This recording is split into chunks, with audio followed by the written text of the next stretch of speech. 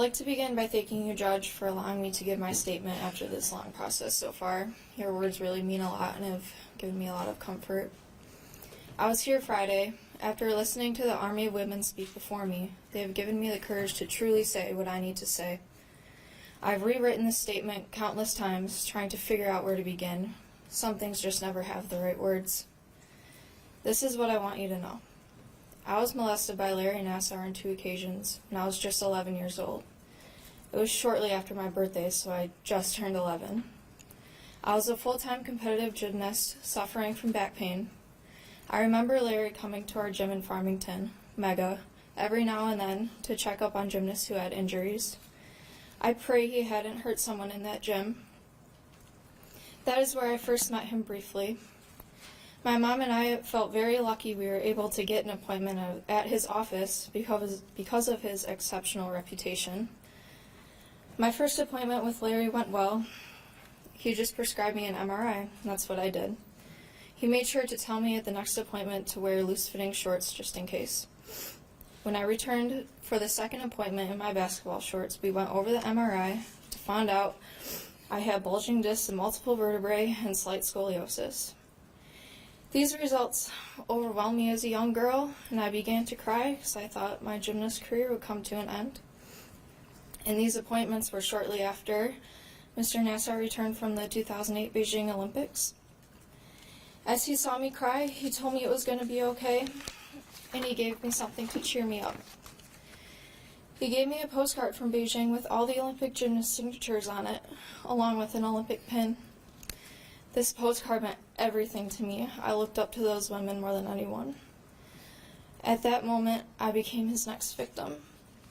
His famous grooming technique worked with no hesitation. At that same appointment, he believed he could relieve some back pain.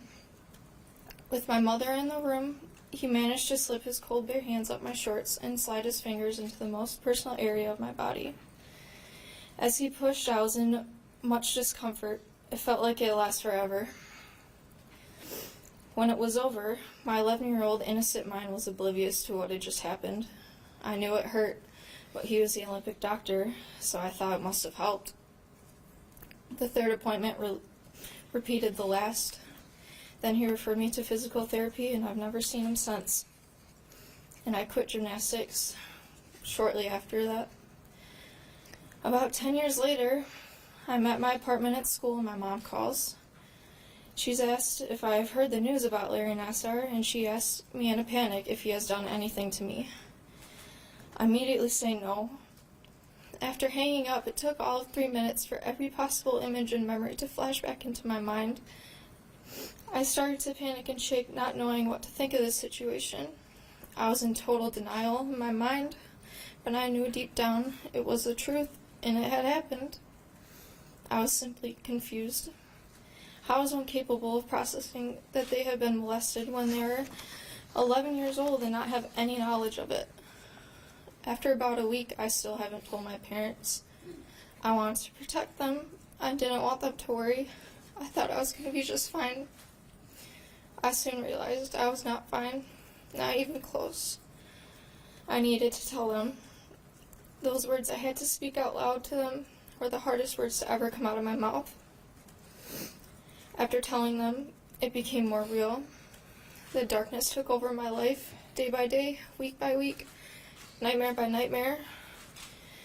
The actions of Larry Nassar has caused me to miss practice, skip class, have anxiety, frequent nightmares, seek counseling, and lose trust in medical professionals. I'm a track and field athlete at Oakland University. Therefore, I am surrounded by athletic trainers, coaches, and medical professionals on a daily basis. It is so difficult for me to not live in fear as I step into a doctor's office to seek treatment, or even from my athletic trainer, even though he really wants to help me. I even stopped seeing my chiropractor because I get so uncomfortable with anyone having to do anything with my back. I still suffer with back pain, but no longer mention it because I don't want anyone to come near me in that way ever again. It's put a toll on my boyfriend and I's relationship. Sometimes I don't want him to touch me and I have no explanation for it. I I get this internal anger, and I take it out on him. And for that, I'm sorry. All I want is for this darkness to go away. I don't want to look in the mirror and have to convince myself that I'm okay. I want to stand there and see a strong woman other than a damaged one. Standing here today, I know the light is near. Sitting in this courtroom Friday was the hardest day of my life. For the first time in 21 years, I saw my father cry. He held me so tight in the doorway behind me and told me he's so sorry he didn't protect me. My mom is living with the same guilt every day. I want to tell them right here, it's not your fault, and I never want to hear you say you're sorry ever again. None of the parents of these women are at fault. It's Larry Nassar's fault. I believe that they are just as much of a victim as myself. I believe they are a part of this army we have created. As you have told the other survivors, Judge, I'm going to leave the darkness in this room today. I ask you to give Larry Nassar the maximum sentence he can receive. He will sit in prison just as a number, just like I was just a number to him in his sick, malicious, and evil game. Thank you.